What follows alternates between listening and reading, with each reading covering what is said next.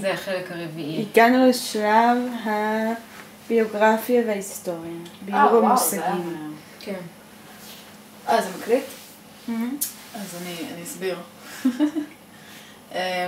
מדובר בעבודה שעשיתי לשיעור פיסול.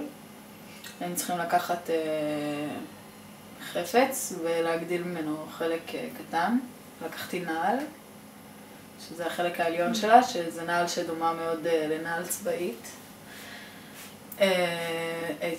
מדובר האמת שבהתחלה חשבתי לרגע על נעל, כאילו הקדימה קצת הזכיר לי שרוכים, אבל כאילו איכשהו לא...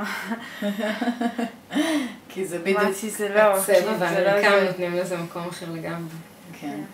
אז יש לזה גם, לעבודה הזאת יש גם יציקה מבטון שלא יצא טוב, שכששמים אותם אחד ליד השני זה נראה באמת כמו שלד ובפנים.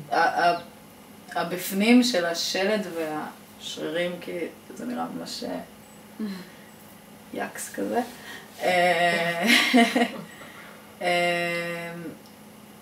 זהו, מאוד רציתי שזה יצא בבטון, כי אז היה נותן את התחושה הצבאית, אבל בשעבה באמת הצלחתי לתת יותר פרטים וגם באמת משהו קצת יותר ספוקי כזה לדעתי, משהו קצת יותר לא מובן, יותר איברי כזה.